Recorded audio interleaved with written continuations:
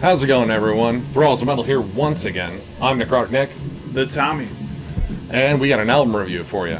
Now, in a departure from our last album review, where we did something immensely popular with Tool, we're going back down in the underground here with a much different band. We are here to review Witch Vomit's new album, Buried Deep in a Bottomless Grave. This came out on August 30th, same day as Tool, on $20 spin.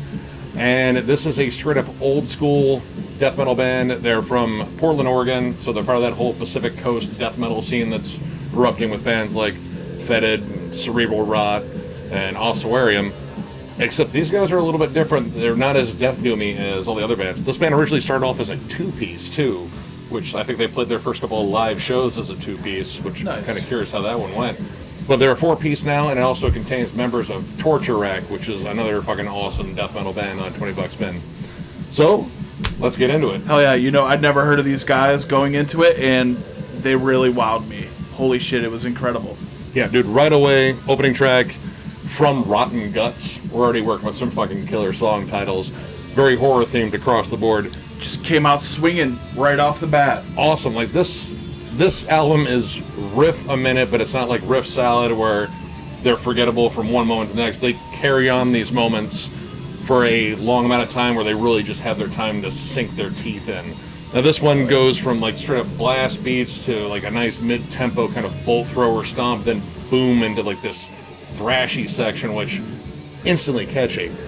It was just killer riff after killer riff after killer riff. It was awesome, and there's a lot of good use of guitar melodies. Not a tremendous amount of solos on this album, but there was some. When they have, but not a lot. Yeah, not a lot, and they were nice and varied up. But what I really liked was the use of harmonies and melodies that would play over top of a main riff or do a really cool harmony. There was one specifically at the end of Dead Veins. It all of a sudden goes into a very doomy section. Really cool outro to that song. It was very standout to me. Yeah. That song in general was a standout song to me. Killer track. Killer track right away. And these guys just don't waste any time in here. Like, there are little interludes here and there, and they're kind of cool nods, especially there was one that is a nod to, I believe, John Carpenter's Prince of Darkness, which is a super underrated film of his.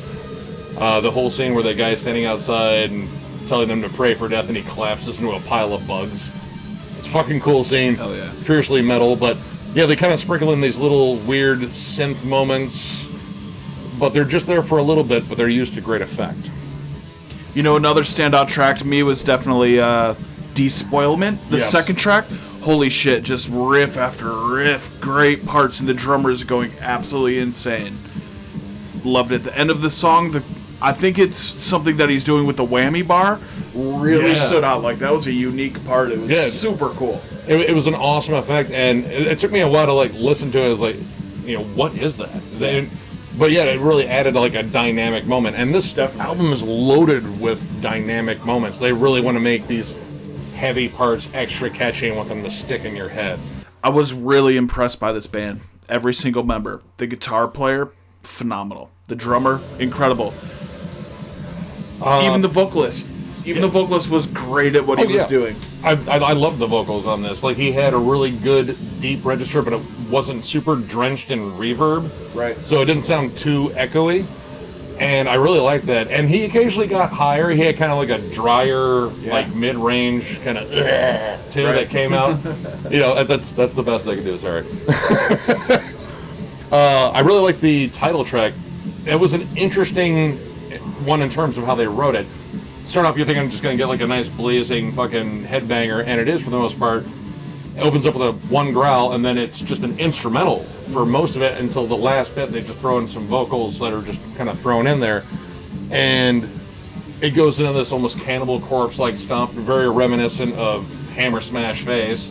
And then into like a blackened tremolo riffing melody that's just fucking catchy as shit.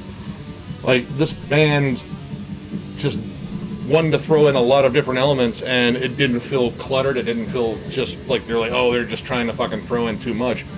It came off as hooks. I agree completely. They had an instrumental on this album too, Squirming in Misery. Awesome. I absolutely loved it. Phenomenal. It had the feeling of the other songs, which was cool, just with no vocals. but damn, it was great. I thought that one was like a touch groovier too. Like, it had some really awesome elements to it. I loved the fucking riffing on it, and it was just excellent across the board. It's kind of hard to think of different words to describe how awesome each one of these tracks are, because they really all stand out. And my only real complaint on this, it's short. It's just a little bit over half an hour, and I fucking wanted more. I really did, because every song was killer. With that. Every song was fucking killer. Every song was great, and I respect the fact that they left me wanting more, because I want to hear more, and I will get another album. Yeah, dude, I'm 100% on board with this. I picked up one of their earlier EPs. I think it's Poison Blood. That was also really good too. Definitely more punky on this one. This one they really brought in like a lot of thrashier elements, and I fucking love thrash. So yeah, this one is a huge step forward in terms of the songwriting, even the production. The production on this is great. This is one of those balanced ones where it sounds still gritty and raw, but it's well produced. I definitely agree with that. No mud. They really just made every instrument stand out in the mix. Everything sounds great. This sounds like what you're going to get live too, which is always something I appreciate in a mix. These guys are going to kill it live. You can just tell by listening to this album. Yeah. Closes with an immensely awesome song, Fumes of Dying Bodies. I love that title. The thing I picked up on that song is there are touches of melodic depth, very slight touches, like stuff that reminded me of bands like Hypocrisy and At the Gates. Nice, heavy, but still very catchy, and kind of dark melodies kind of thrown in there, and all the riffing. Really appreciate that.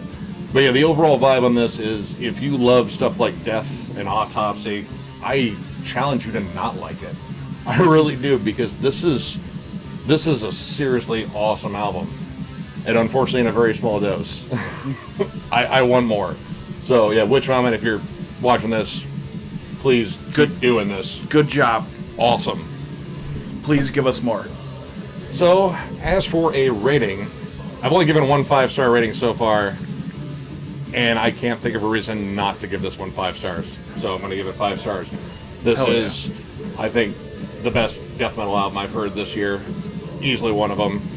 I like this even slightly more than I like Tomb Mold's album, and that's just a fucking banger from start to finish. That's saying a lot. This is just condensed awesomeness. There's not a weak track on here. It's well written, and for as heavy and raw as it is, it's very catchy. There's a lot of hooks in this. There's a lot of moments that stick in your brain, and that's what you want out of any metal album. Hell yeah. So me personally, I give this album a 4.5, which is really high. I haven't given out many 4.5 rankings.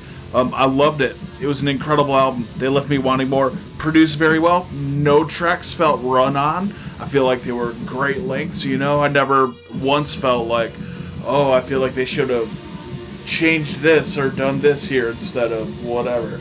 I thought it was done really well. Again, I got to bring up the fact I respect this drummer and guitar player a lot. Like, they were really good.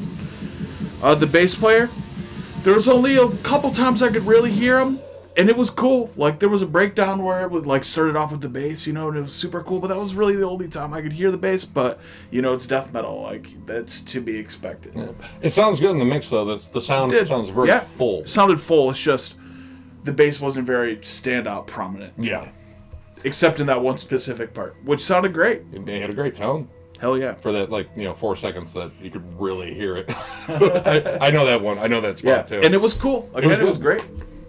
So, yeah, $20 spin continues to fucking kill it this year. One of my favorite labels. This is an awesome signing. And, we dig it. Good shit, Witch Vomit. Hell yeah. So, if you like the review, give it a thumbs up. And if you're new to the channel, subscribe. Because we're going to review a lot of fucking albums. We're going to keep going. Catch you later. Peace.